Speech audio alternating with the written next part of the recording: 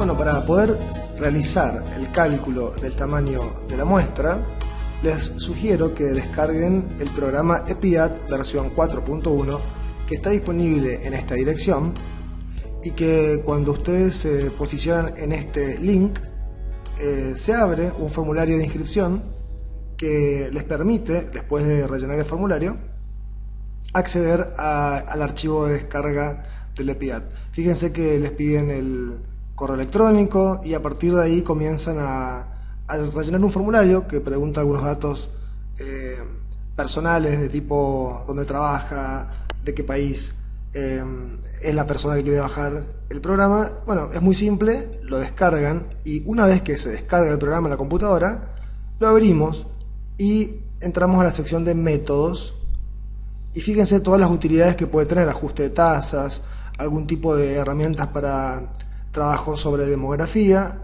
y otras. Nosotros vamos a entrar acá a muestreo. Dentro de la etiqueta muestreo, a cálculo de tamaño de la muestra, y dentro de este cálculo de tamaño de la muestra, según lo que querramos estudiar en nuestro trabajo. En este caso vamos a seleccionar una proporción suponiendo que queremos conocer justamente ese indicador desde nuestra muestra, como podría ser porcentaje de pacientes satisfechos con la atención en el servicio, porcentaje, o mejor dicho, tasa de infecciones hospitalarias en nuestra institución.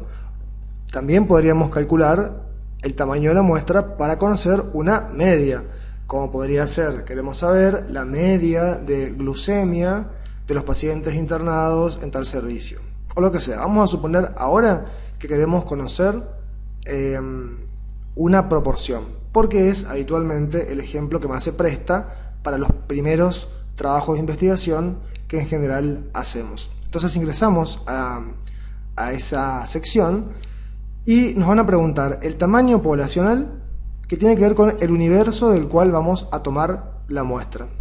Bueno, supónganse que nuestro universo o que nuestro trabajo de investigación tiene que ver con tomar historias clínicas de 5.000 pacientes parturientas de un servicio de tocoginecología. Pongo 5.000 por dar un número cualquiera. Entonces tenemos 5.000 pacientes que egresaron en un año de un servicio de tocoginecología a causa de parto. Entonces acá fijamos la proporción esperada de lo que queremos conocer. Es decir, en el ejemplo de satisfacción del usuario, diríamos qué porcentaje de las pacientes están satisfechas con la atención recibida.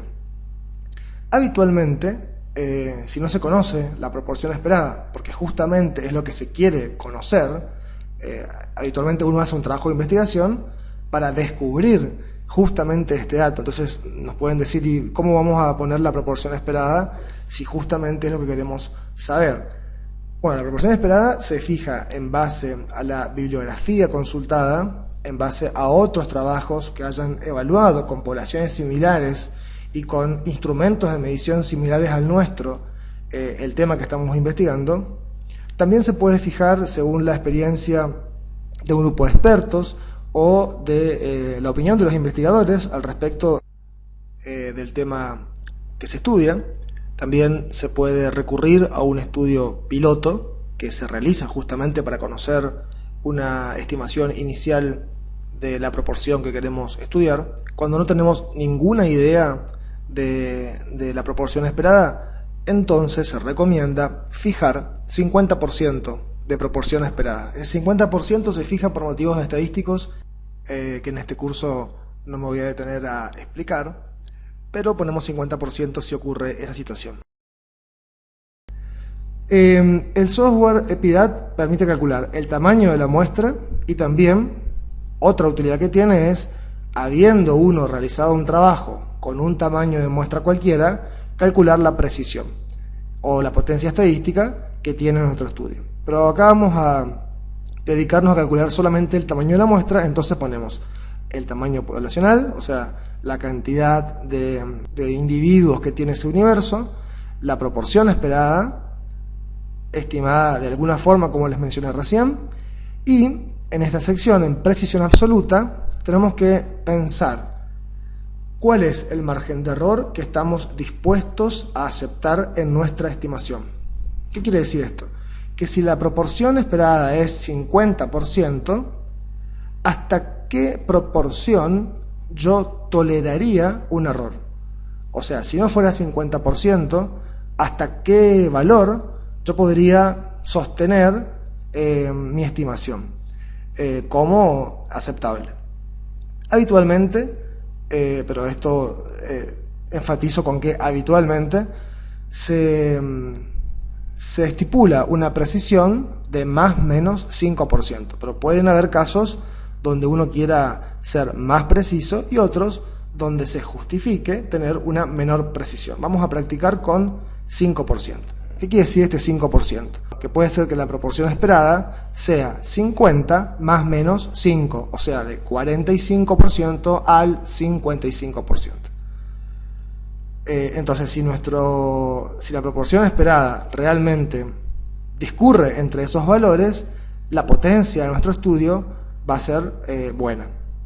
Bueno, una vez que calculamos todos estos, pusimos estos 3 parámetros, el resto no hace falta, vamos a esta sección donde está esta máquina de calcular y hacemos clic ahí. Y aquí aparece la respuesta. Dice que para una precisión de más o menos 5%, necesitamos un tamaño de muestra de 357 individuos. Bueno, entonces ahí ya sabemos qué número es el mínimo que tenemos que recolectar para poder acercarnos razonablemente a una estimación de la proporción que queremos conocer. Habitualmente a este tamaño de la muestra se le agrega un porcentaje de más, o sea, otras historias clínicas en este ejemplo de más, tratando de cubrir posibles negativas a participar en el estudio. Entonces, la renuencia a participar en un trabajo es variable según qué tipo de trabajo se esté por realizar y qué tipo de pacientes o de individuos se vayan a incluir. ¿En qué sentido digo esto? No es lo mismo plantear un muestreo poblacional donde tenemos que ir a la vivienda del individuo y entonces donde corremos el riesgo de que no haya nadie y entonces sería una casa cerrada, a pacientes que están internados donde sabemos que están en sus camas, en sus habitaciones, en las salas de un servicio de salud. Entonces, el porcentaje en este caso, de vivienda cerrada o de participantes disponibles es variable según el ámbito donde se realiza la investigación. Y lo mismo tiene que ver con lo que queremos estudiar. No es lo mismo la predisposición y la aceptación de las personas de un trabajo donde se pregunten cuestiones generales a un trabajo donde el motivo de estudio requiera, por ejemplo, responder preguntas que tienen que ver con la intimidad de las personas. Entonces, siempre hay un porcentaje de encuestas que pueden no responderse, ya sea porque el individuo seleccionado no se encuentra al momento de ir a buscarlo, o porque no quiere participar. Y por este motivo se suma a este número que hemos calculado y que es el número mínimo que tenemos que conseguir, se suma una estimación de las posibles pérdidas. Bueno, habitualmente nosotros ponemos entre un 10 o 20% más para cubrir estas posibles pérdidas. Bueno, esto es el cálculo del tamaño de la muestra utilizando el programa EPIDAT. Ahora les voy a mostrar como un ejemplo, hay varios, otra forma de calcular disponible online, en este caso en la página de la Facultad de Medicina de la Universidad Nacional del Nordeste. Fíjense que nos piden los mismos datos. Nos dicen qué porcentaje de error quiere aceptar. Acá ya aclara que 5% es más común. Bueno, pongamos 5% para poder seguir con el ejemplo anterior. El nivel de confianza que se desea aplicar en nuestro muestreo habitualmente siempre es 95%, por eso ya está estipulado por defecto en esta plantilla, el tamaño de la población, como habíamos hecho recién, la vamos a poner, 5.000 personas, cuál es la distribución de las respuestas, o mejor dicho, acá en este sentido sería la proporción esperada. Habíamos puesto en el ejemplo nuestro 50%, y bueno, nos retribuye este número que es 357, que si ustedes observan es el mismo que habíamos obtenido mediante el programa Epidat. Entonces, como les quede más cómodo, pueden utilizar el Epidat, que requiere descargarlo, pero que nos ofrecen muchos otros métodos que después podríamos utilizar, o podemos utilizar calculadoras online que están disponibles. Hay muchas disponibles, esta solamente es una de las tantas que existen, y con esto ya podemos comenzar a la recolección de los datos de nuestro trabajo. Quiero que recuerden que este ejemplo tiene estos supuestos: el supuesto de que se trata de un estudio transversal, el supuesto de que vamos a realizar un muestreo aleatorio simple, porque cuando se va a realizar otro tipo de muestreo, como podría ser un muestreo por conglomerados, estos cálculos hay que ajustarlos a algo que se llama efecto de diseño. Y el otro supuesto es que estamos intentando conocer una proporción. Ahora, si nosotros quisiéramos estimar otro parámetro, como por ejemplo la media de una población o estimar el otro radio de alguna asociación, tenemos que ingresar a la otra sección del Epidat que nos permite calcular esos parámetros. Por ejemplo, para calcular una media se nos va a solicitar que ingresemos el tamaño poblacional, el grado de precisión y el desvío estándar en vez de la proporción esperada.